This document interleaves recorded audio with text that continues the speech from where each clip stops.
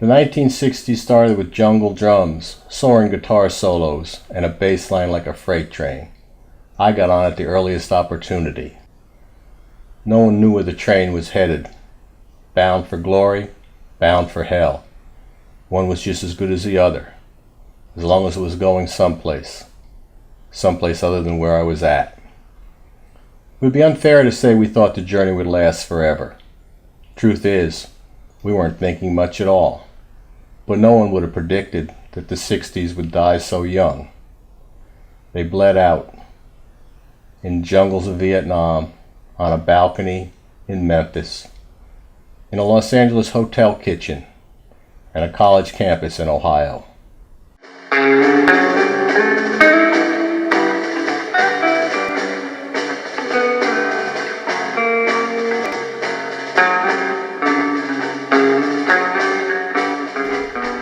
The only ones who truly know where the edge is are those who've gone over it.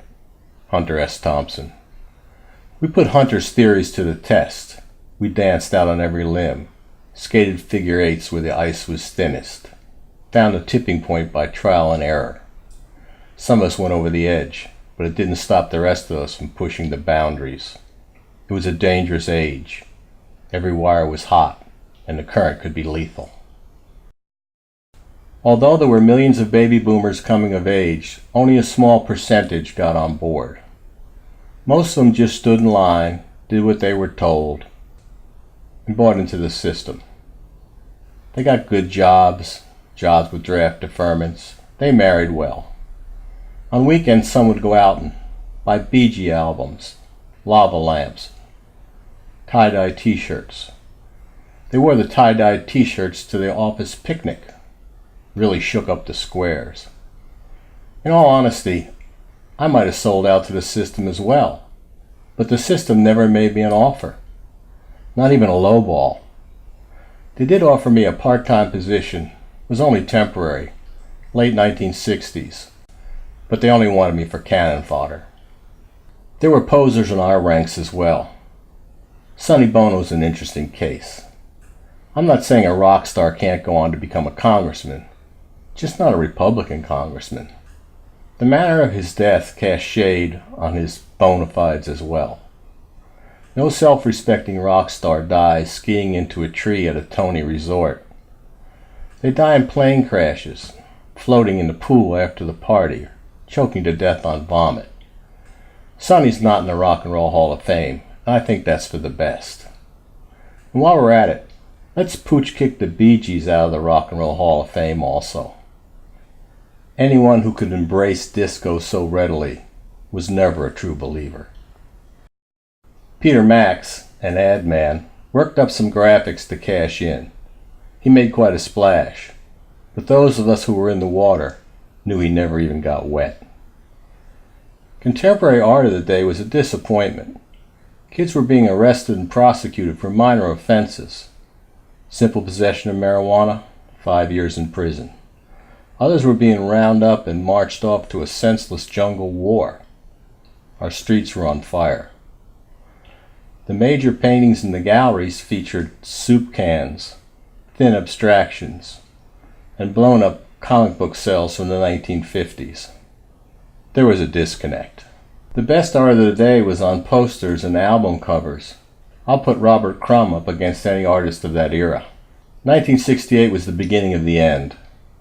The moon is in the 7th house several hours every day, and Jupiter aligning with Mars is no big deal either. It happens once or twice a year. Despite the rosy optimism of that song, the age of Aquarius got off to a rough start, and it went downhill from there. When the moon is in the 7th house and Jupiter aligns with Mars, then peace will guide the planets and love will steer the stars. January brought the Tet Offensive. We've been told for years we were winning the war in Vietnam. We were told as much after Tet. We didn't believe it anymore. April was the assassination of Martin Luther King. The freedom marches would continue, but absent the grace and dignity he brought to the events. I took Bobby Kennedy's assassination pretty hard. I guess I saw in him an end to the war and possible bridging the generation gap. I'm not sure how that latter would have happened. Maybe music would have been the key. I would have played some songs from my father, maybe the Stones, Sympathy for the Devil. He would have played me some Julius La Rosa. You